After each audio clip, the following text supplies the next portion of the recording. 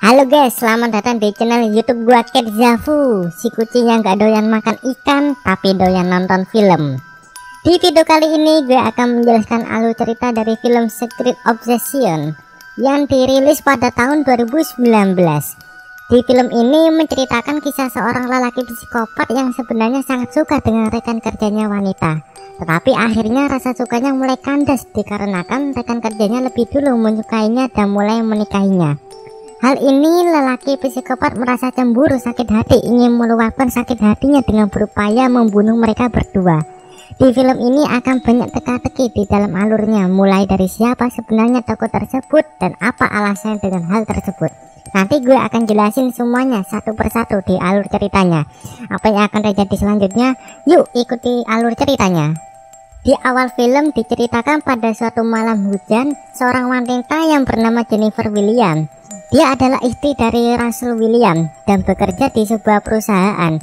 Ia melarikan diri dari pengejaran dari seseorang yang tidak dikenal yang membawa mobil pick up berwarna putih. Entah apa sebenarnya yang terjadi pada Jennifer dan mengapa ia tiba-tiba dikejar oleh orang tersebut. Di saat melarikan diri, tiba-tiba ada sebuah mobil sedan berjalan ke arahnya yang kemudian membuat Jennifer tertabrak mobil tersebut hingga pingsan. Kecelakaan tersebut membuat Jennifer tidak sadarkan diri dan mengalami pendarahan di otaknya. Pendarahan di otaknya membuat Jennifer amnesia, tidak mengingat apapun tentang kejadian semalam atau kehidupannya sebelumnya. Jennifer juga koma selama beberapa hari sebelum sadarkan diri. Seorang pria datang menjenguk Jennifer yang bernama Russell William dan duduk di samping tempat tidurnya. Russell memperkenalkan dirinya dan mengatakan bahwa ia adalah suaminya. Tetapi Jennifer tidak ingat dan tidak tahu bahwa dia adalah suaminya, sekaligus dirinya tidak tahu namanya dirinya itu siapa. Russell mengatakan bahwa dia namanya adalah Jennifer. Russell juga menjelaskan sebenarnya apa yang terjadi dengan dirinya yang tiba-tiba dirawat di rumah sakit.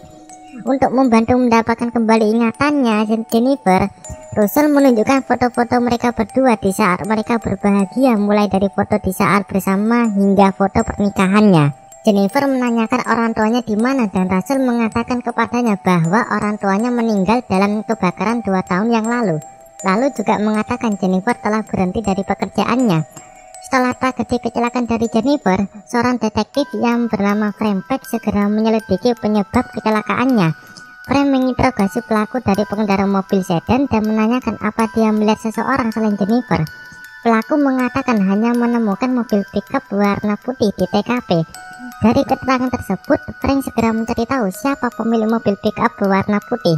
Setelah beberapa hari dirawat di rumah sakit, Jennifer sudah bisa dipulangkan dengan duduk di kursi roda dan berjalan dengan tongkat karena kakinya masih belum pulih. Russell membawanya ke rumah terpencil mereka yang ada di pegunungan. Di rumahnya pun Russell menunjukkan semua kenangan di rumahnya dan apa saja aktivitas selama di rumahnya. Russell berupaya untuk membantu ingatan Jennifer mengingat semua kenangan bersama dirinya. Tetapi selama di rumahnya, Jennifer justru selalu dihantui oleh kilasan kenangan buruk singkat dan juga peristiwa malam sebelumnya yang menimpa dirinya. Itu membuat Jennifer tidak tenang dengan pikiran tersebut. Ia juga terbangun dari tidurnya dan melihat Russell di malam hari mengubur sesuatu di belakang rumah mereka. Jennifer agak mulai curiga dengan tingkah Russell selama ini. Ia mencoba mengambil album foto dan melihat foto mereka berdua yang merasa janggal karena ada salah satu foto di albumnya. Foto tersebut terlihat ada bayangan Russell di cermin tidak sama dengan dirinya. Dari situ ia segera mencari tahu siapa Russell sebenarnya. Jennifer menjadi tidak nyaman dengan perilaku aneh dari Russell karena tiap Russell keluar rumah selalu mengunci rumahnya. Jennifer kemudian mulai mencoba mencari barang-barang penting Russell dan menemukan dompetnya di jaketnya.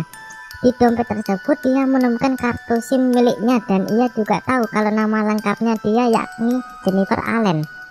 Ia kemudian menggunakan namanya untuk membuka password laptopnya Russell dan akhirnya bisa dibuka. Di dalam laptopnya ternyata ia menemukan foto dirinya bersama dengan lelaki lain. Ia merasa bahwa lelaki tersebut adalah suaminya yang asli. Karena foto tersebut juga ada foto pernikahan mereka berdua. Jennifer akhirnya mulai sadar bahwa Russell selama ini bukan suami sesungguhnya. Ia juga memperhatikan bahwa sebagian besar foto di rumahnya ternyata hanya sebuah editan yang menggantikan wajah Russell yang asli dengan Russell yang palsu. dan dia memanipulasi semua fotonya agar terlihat meyakinkan bahwa dia adalah Russell asli, suaminya Jennifer. Dan orang yang bernama Jennifer selama ini adalah Ryan Garrity, seorang yang memiliki temperamental yang membuat dia memiliki sifat emosional yang tinggi. Dia adalah rekan kerjanya Jennifer, namun dia telah dipecat di perusahaannya 2 bulan yang lalu dikarenakan dia berbuat sadis dengan mematahkan hidung atasannya. Di saat itu, detektif Frank Peck juga berhasil menemukan bukti-bukti bahwa pelaku pemilik mobil pick-up berwarna putih adalah Ryan setelah melihat rekaman CCTV di rumah sakit tempat Jennifer dirawat sebelumnya. Ia juga berhasil menemukan alamat rumah orang tua Jennifer sebenarnya. Di sana, ia menemukan mayat kedua orang tua Jennifer di dalam kamarnya dan sudah mulai membusuk.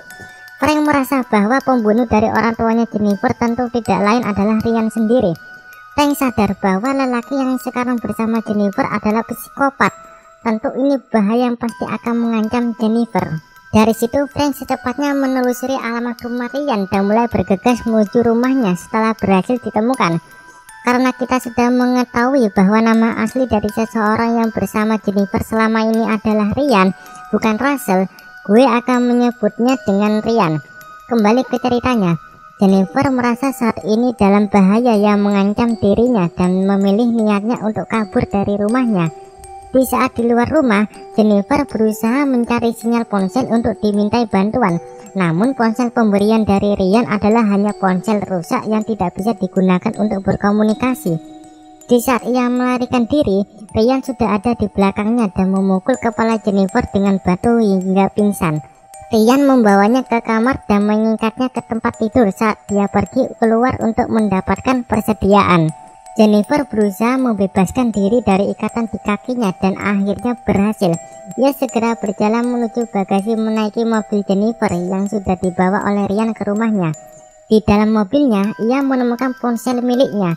Tetapi tiba-tiba Ryan datang kembali menuju bagasi. Namun dia tidak menyadari jika ada Jennifer di dalam mobil tersebut. Kemudian dia membuka bagasi mobil belakang dan di dalamnya ternyata ada mayat Russell yang asli.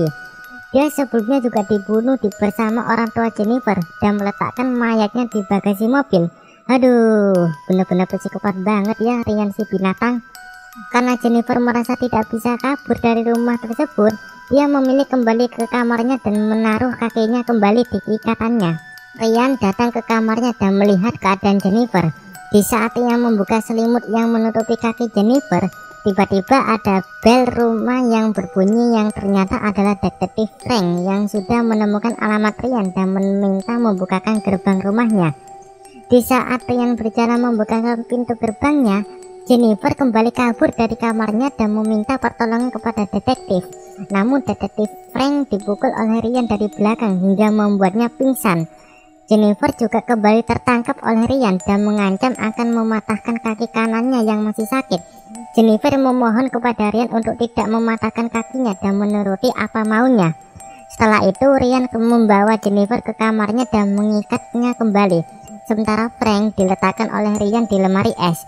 Di dalam kamarnya, dia mengungkapkan apa yang terjadi pada diri Jennifer dan suaminya Russell. Dia sebenarnya sudah mengenal lama Jennifer dan berusaha mencintainya selama bertahun-tahun. Tetapi orang lain yang bernama Russell berhasil merebut Jennifer hingga pernikahan. Dari situ ia mulai berupaya membunuh Russell dan Jennifer sekaligus orang tuanya Jennifer.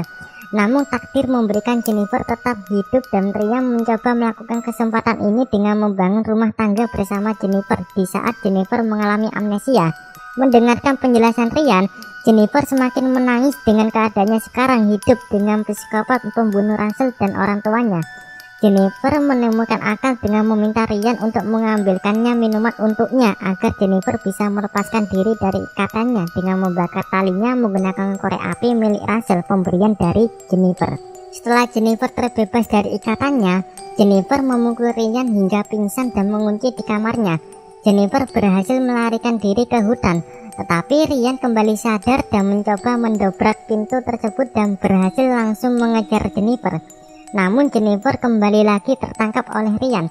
Karena itu membuatnya kesal, Ryan memilih untuk mengakhiri hidupnya Jennifer dengan menembakkan kepalanya dengan pistol. Tetapi syukurlah Frank datang yang telah membebaskan diri dari lemari es dan menyerang Ryan yang mencoba menembak Jennifer. Di saat Frank sedang bertarung dengan Ryan, Jennifer mengambil pistol yang telah dijatuhkan Ryan dan mencoba menembak Ryan, dan akhirnya Ryan berhasil terbunuh dengan tembakan pistol tersebut. 3 bulan kemudian, di scan selanjutnya, detektif Frank berencana pindah dari rumah lamanya menuju rumah barunya di Scottsdale untuk menghabiskan sisa hidupnya untuk bermain golf dan mengencani seseorang. Dia juga bertemu Jennifer yang sedang berencana untuk pindah rumah juga ke St. Joe's. Kemudian Frank memberikan catatan surat dari Russell diperuntukkan untuk Jennifer yang ia temukan di kantor tempat Russell dan Jennifer bekerja. Surat itu berisi, Probably silly writing you a little note like this, knowing we're about to spend the rest of our lives together. But I just wanted you to know that regardless of what happens next, the time we've spent together are the happiest memories I could ever ask for.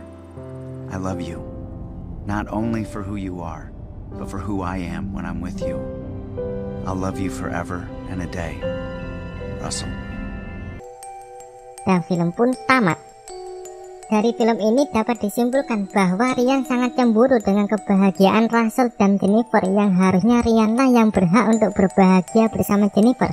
Dari situlah Ryan berencana untuk membunuh mereka berdua, termasuk orang tua Jennifer. Meskipun Ryan gagal membunuh Jennifer karena dia lebih dulu tertabrak mobil yang tentu membuatnya selamat dan kembali tetap hidup.